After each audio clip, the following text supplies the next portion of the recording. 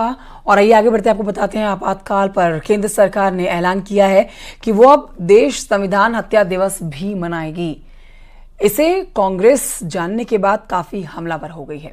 हाल ही में लोकसभा स्पीकर ने सदन में आपातकाल के खिलाफ प्रस्ताव पड़ा था, जिसका विरोध कांग्रेस ने किया था। अब केंद्र सरकार ने आपातकाल के दिन यानी कि 25 जून को संविधान हत्या दिवस मनाने का ऐलान किया है। देखिए रिपोर्ट।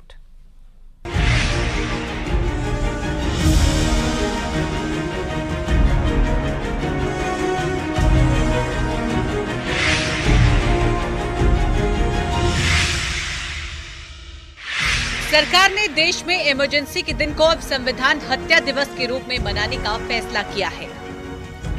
केंद्र सरकार ने देश में 25 जून 1975 को लगी इमरजेंसी को लोकतंत्र की आत्मा का गला घोटने वाला दिन बताया है। सरकार का कहना है कि ये दिन उन लोगों के योगदान की याद दिलाएगा जिन्होंने 1975 के आपातकाल का आम मानवीय दर्द झेला है। संविधान हत्या दिवस पर पीएम मोदी ने सोशल मीडिया में पोस्ट किया है। अपनी पोस्ट में पीएम मोदी ने लिखा है कि आपातकाल कांग्रेस राज का काला दौर था। लोग याद रखें, संविधान को कुचला गया था। कांग्रेस ने संविधान की हत्या की थी। आपातकाल भारतीय इतिहास का काला दौर था। ये दिवस हमें संविधान को कुचलना याद दिलाता है। आपातकाल सिर्फ एक राजनीतिक संकट नहीं था, लोकतंत्र संविधान के साथ साथ ये बहुत बड़ा मानवीय संकट भी था। अनेक लोगों को टॉर्चर किया गया था। अनेक लोग जेल में मृत्यु को शरण हुए थे। जयप्रकाश नारायण जी की स्थिति इतनी खराब हुई कि बाहर आकर के वो कभी ठीक नहीं हो पाए। कि ऐसी तानाशाही को भी आज सही कहने वाले लोग हाथ में संविधान की प्रत लेकर के अपने काले कारनामों को छुपाने की कोशिश कर रहे हैं। बीजेपी का कहना है कि राजनीति में आपातकाल का काला इतिहास है। 25 जून 1975 को देश में आपातकाल लगाया गया। 21 मार्च 1977 तक यानी 21 महीने तक आपातकाल रहा। अनुच्छेद 352 के अधीन आपातकाल की घोषणा की गई। सरकार का विरोध करने वालों को जेल भेजा गया। आपातकाल में मानवीय अधिकारों को खत्म किया गया। नागरिकों के मौलिक अधिकारों पर प्रतिबंध लगाया गया था। विरोध करने पर लोगों को जेल में डाल दिया गया। पार्टी कितने बड़ा गुनाह किया है संविधान को हत्या करने का कोशिश करके।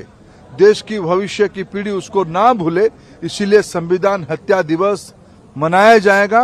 देश की नई पीढ़ी के अंदर उस वार्ता को आगे लाया जाएगा और स्कूलों में भी, कॉलेजेस में भी भारत की संविधान के बारे में महत्व बढ़ाते हुए उस एस्पेक्ट को भी सामने रखा जाएगा। पिछले दिनों में कुछ लोगों ने, संविधान विरोधी लोगों ने कैसे संविधान को हत्या किया था। हर साल 25 जून को संविधान हत्या दिवस मनाने का ऐलान किया गया है। केंद्र सरकार ने अधिसूचना जारी कर दी है। 25 जून 1975 को इंदिरा गांधी ने इमरजेंसी लगाई थी, जिसको लेकर अब 25 जून को संविधान हत्या दिवस मनाने का ऐलान किया गया है। गृह मंत्री अमित शाह ने एक्स पर ये जानकारी दी है। वहीं संसदीय कार्य मंत्री किरेन रिजिजू का कहना है कि ये आपातकाल के बारे में जानना देश के लिए जरूरी है। ये बहुत देश के लिए जरूरी है, संविधान के लिए जरूरी है। और डॉक्टर बाबा साहेब B.R. अम्बेडकर जी ने जो संविधान दिया है इस देश को, उस संविधान का रक्षा करना हम सबका दायित्व है। और कांग्रेस पार्टी संविधान की हत्या करते हैं और फिर नाटक करता है, संविधान का कॉपी पकड़ के लहराने का नाटक करता है। ये बहुत गलत बात है। वहीं इसे लेकर कांग्रेस नेता इमरान प्रतापगढ़ी का कहना है, देश जानता है कि पिछले 10 साल से किसने अघोषित आपातकाल रखा गया है। लेकिन देश जानता है पिछले 10 साल से देश में किसने अघोषित आपातकाल लगा रखा। देश जानता है इस बात। देश जानता है कि संविधान बदलने की बात किन किन नेताओं ने की है। उसको एक एक चेहरे याद हैं। देश को याद है अनंत हेगड़े, देश को याद है अरुण गोविल, देश को याद है लल्लू सिंह, देश को याद है दिया कुमारी। तो भाजपा इस तरह की कोई भी कवायद करके इस मुद्दे से पीछा नहीं छुड़ा सकती। कांग्रेस पार्टी और पूरा इंडिया गठबंधन संविधान बचाने के लिए एकजुट होकर के खड़ा है। हम भारतीय जनता पार्टी को संविधान से रत्ती भर भी छेड़छाड़ नहीं करने देंगे।